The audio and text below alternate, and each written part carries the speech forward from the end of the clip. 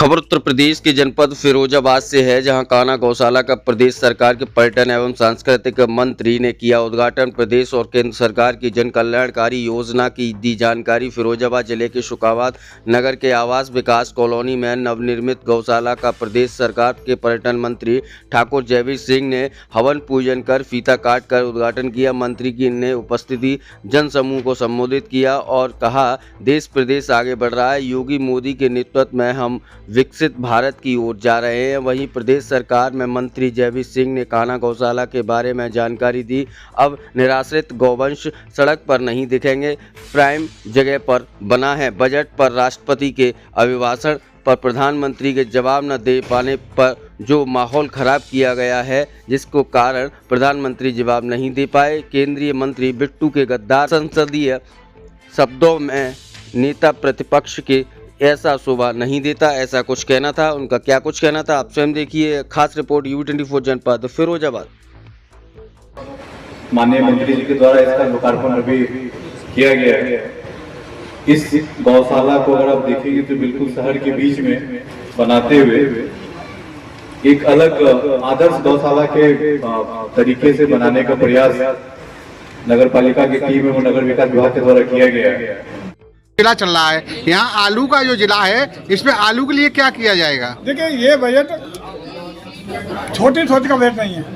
ये बजट 2047 को विकसित भारत बनाने के दृष्टिगत बजट है। इस बजट में दूरगामी नीतियाँ रीतियाँ, जिस तरीके से आप देख रहे हैं विश्व में अस्थिरता अनिश्चितता का दौर इस समय है, लेकिन भारत जैसा देश जिसने ऐसे माहौल को अपने नियंत्रण में रखते हुए यूरोपियन देशों के साथ एक समझौता, ऐतिहासिक समझौता किया और उसी समझौते के दबाव में अगर जो अमेरिका ने 50% 25% प्लस 25% 50% का टैरिफ था, वो भी डाउन करके 18% पर लाने के लिए बात होना पड़ा।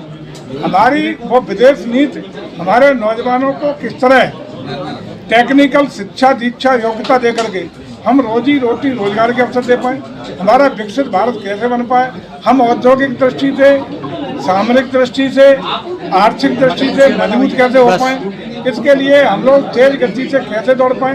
चाहे रेलवे का डेवलपमेंट हो, हमारी तमाम अन्य जो डेवलपमेंट की योजना है उनको धरातल पर कैसे उतार पाए, हमारा किसान अपनी खेती में AI तकनीक का प्रयोग करके सस्ती उपज और बेहतरीन मार्केट पा करके अच्छी कीमत कैसे ले पाए, उद्योगों को आधुनिकतम प्रोडक्ट की तकनीक के आधार पर किस तरह जोड़ के विश्व स्तरीय प्रोडक्शन दे पाएँ, सस्ते में प्रोडक्शन दे पाएँ, इसके लिए तकनीकी रूप से ट्रेनिंग कैसे हो पाए, इन सारी चीज़ों को विभिन्न क्षेत्रों में ध्यान रखने का काम किया गया है। कनेक्टिविटी के मामले में आपने देखा होगा, जो हम लोग तेज गति की रेलवे को बढ़ाने के 7 कॉरिडोर बनाने का काम इसमें स्वीकृत किए हैं। उत्तर प्रदेश सौभाग्यशाली है कि साथ में तो 2 कॉरिडोर यूपी में है, जिसका लाभ उत्तर प्रदेश के लोगों को मिलेगा, रोजी रोजगार के अवसर सृजित होंगे।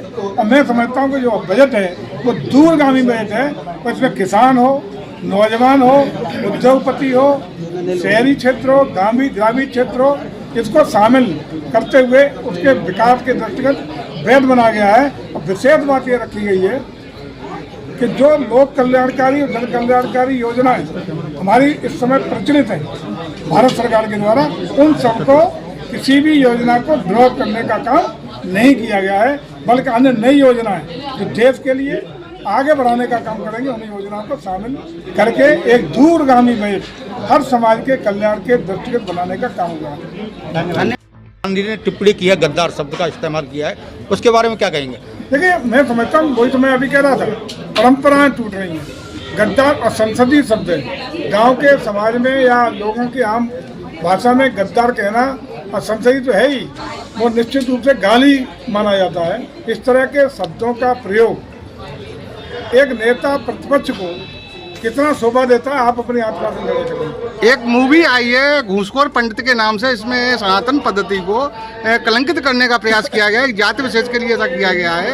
इस फिल्म पर रोक लगी। हनवी क्षेत्र में कोई नया नहीं है, पहले भी हमेशा आपने देखा होगा कि क्षत्रिय समाज को सबसे बड़ा शराबी, सबसे बड़ा चरित्रहीन, सबसे बड़ा दुराचार अनाचार करने वाला दिखा करके पूरे समाज को बदनाम करने का प्रयास होता रहा। अब ब्राह्मण समाज को, जिसकी भूमिका बड़े बुद्धिजीवी की मानी जाती है, समाज को जो दशा और दिशा देता रहा है, ऐसे समाज के ऊपर भी एक आक्रमण है।